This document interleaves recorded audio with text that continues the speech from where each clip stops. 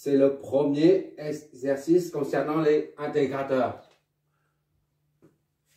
Un petit rappel pour un dérivateur. On a la tension, il s'agit de déterminer la tension sortie de l'intégrateur, d'accord? En sachant que la tension d'entrée, attaquant là, elle est sous forme d'une fonction sinusoïdale, d'accord? Un petit rappel ici, c'est pour un dérivateur, on a la tension de sortie qui est comme ça là, moins RC fois dVt sur dt, d'accord? Moins RC fois Vt prime. Ou Vt prime, c'est la tension au bord du condensateur, du circuit dérivateur. Dans le cas présent, on a un intégrateur. La formule d'un intégrateur, c'est, on a établi tout ça pendant les deux premières vidéos. Moins 1 sur RC V1T dt. Voilà. Ça, c'est dérivateur. Et ça, c'est intégrateur. Nous, ce qui nous intéresse, c'est ça. D'accord? C'était juste un rappel. Il suffit de regarder les deux premières vidéos. Les formules appliquées. Ça s'appelle. Bon, ici, c'est l'intégrateur. On applique la deuxième formule. Moins 1 sur RC fois l'intégrale de la tension d'entrée différentielle. Voilà.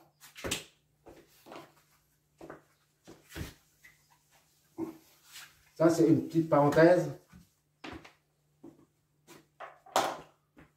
Bon, maintenant, RC, il suffit d'appliquer la formule pour trouver la tension de sortie. Parce que là, c'est un circuit intégrateur de base qui est constitué de trois composants. Primo, AOP, deuxièmement, c'est le condo qui se trouve en parallèle avec l'AOP. Et troisièmement, c'est la résistance attaquant, c'est-à-dire qui se trouve à l'entrée inverseuse, qui est le pôle négatif de l'AOP. Maintenant, il suffit de remplacer RC là-dedans, et puis la tension, pour trouver la tension de sortie. C'est tout, en fait.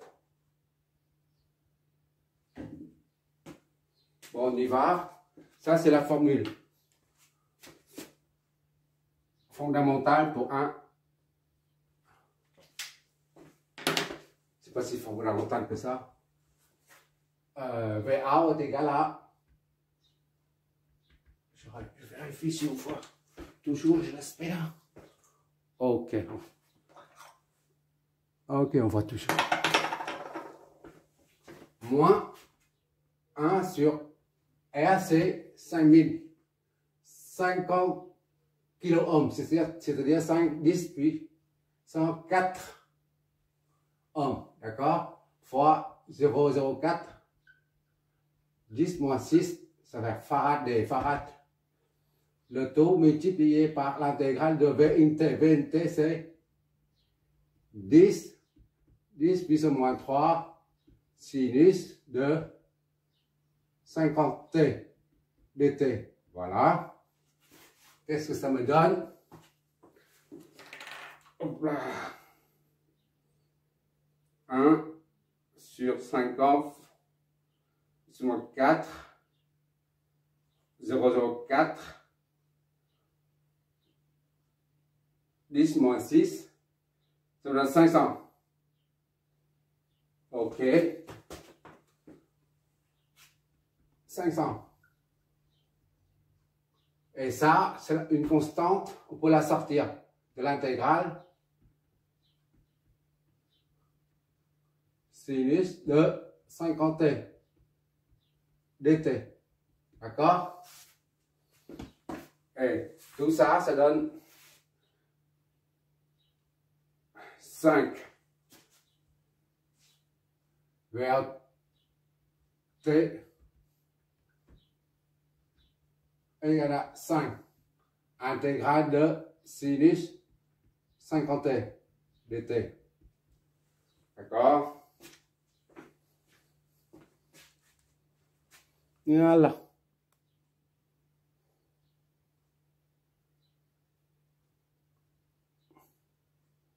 D'accord?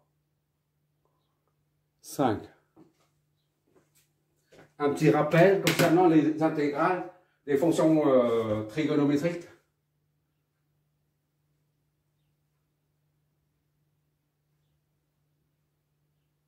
Ça, c'est cosinus. Ça, c'est sinus, moins sinus et moins cosinus. Avec intégrale de sinus AX est égal à moins. On n'a pas besoin de ça. On n'a pas besoin de ça. Parce qu'on a déjà le cercle. Ça, c'est pour dériver. Dérivation.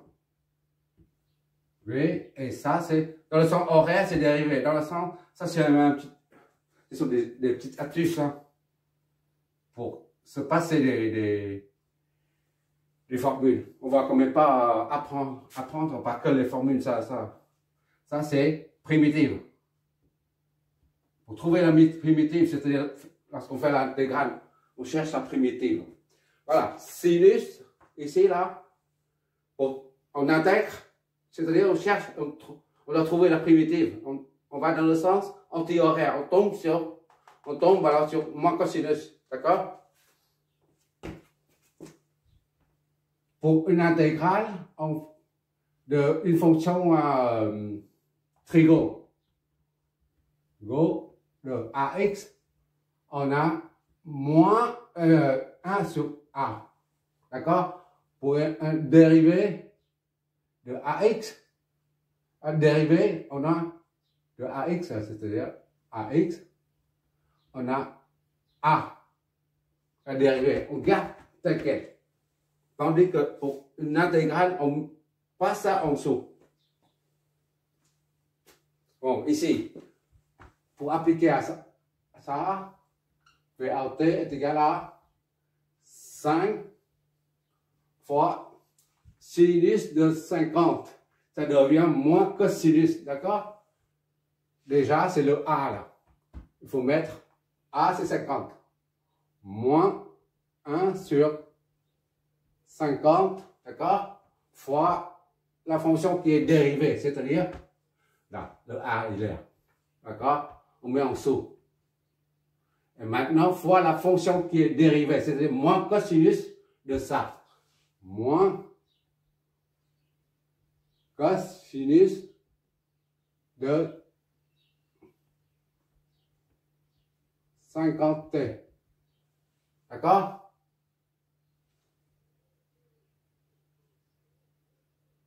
Voilà. Puisqu'on fait une intégrale, on met une constante. Voilà. Je fais pas de bêtises, j'espère. Là, il y a un moins, d'accord? Il y a un moins ici. J'ai oublié tout à l'heure. C'est un moins, moins, moins. Voilà. Maintenant, il suffit de développer ça. V out t est égal à moins 5 sur moins et moins, ça fait plus. Plus 5 sur 50 cosinus de 50t. D'accord? Moins 5k. 1. On pose.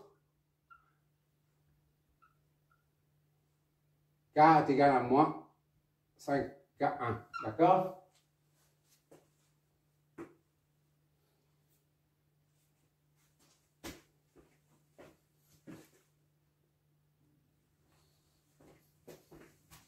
On pose K est égal à 5k1. Là, c'est une constante. K1 peut être 1000, 2000 ou 100, 200, peu importe. On ne connaît pas. Maintenant, on pose ça pour simplifier le calcul. Ça, c'est inconnu. Ça aussi, c'est inconnu. C'est une constante. D'accord? Ce qui fait V out T est égal à 5 sur 50. Ça donne 1 dixième. 0,1.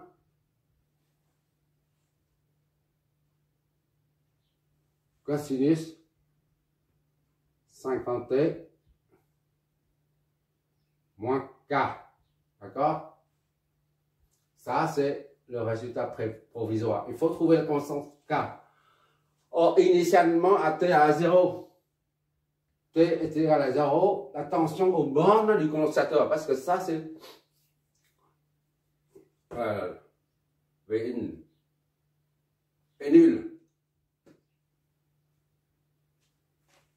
V, out, la tension ici, c'est la même qu'ici, d'accord? Ici, suppose qu'on appelle ça, c'est 3. Ça, c'est 2. Ça, c'est 1. D'accord? Ça, c'est V 3,0. C'est la même chose que V 3,0. D'accord? Ici, c'est 0 volts. AOP idéal, ici, est égal à là. Potentiel ici est égal à celui ici. 0 ici, 0 là. 3,0, c'est la même chose que ça, ici. 3,2. D'accord?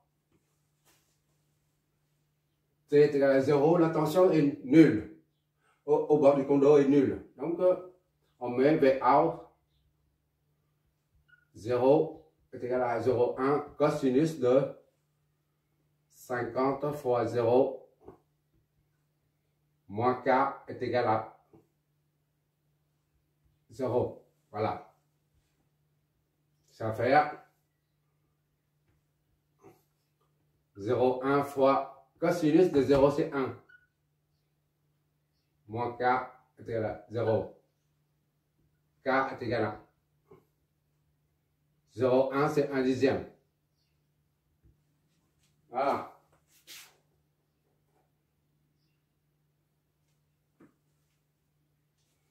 Donc, V out est égal à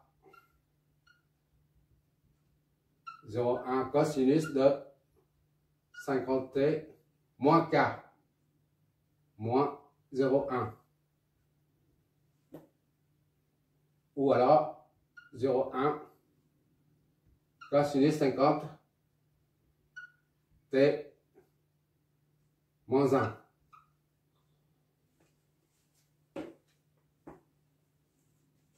C'est V out. T. Voilà, c'est terminé.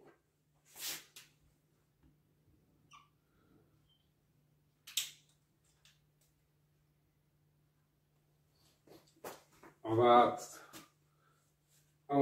va interpréter ça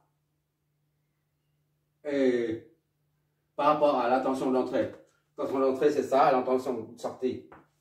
Ça, c'est en volts. On va essayer d'interpréter ça. C'est plus long.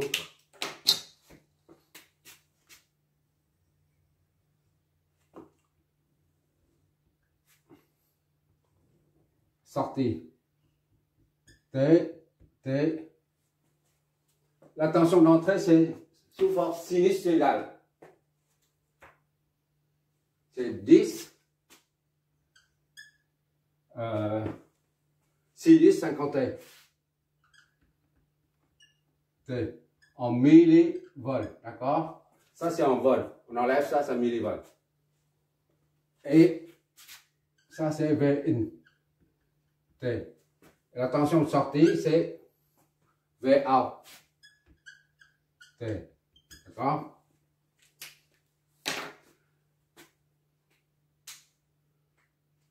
Le sinus est là, il va comme ça. D'accord? Et la sortie, c'est sous forme cosinusoïdale. Bon, il va comme ça.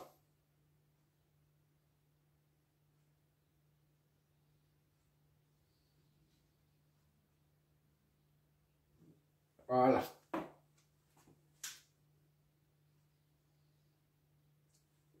Il y a un déphasage de 90 degrés. C'est normal parce que c'est le conducteur qui génère le déphasage.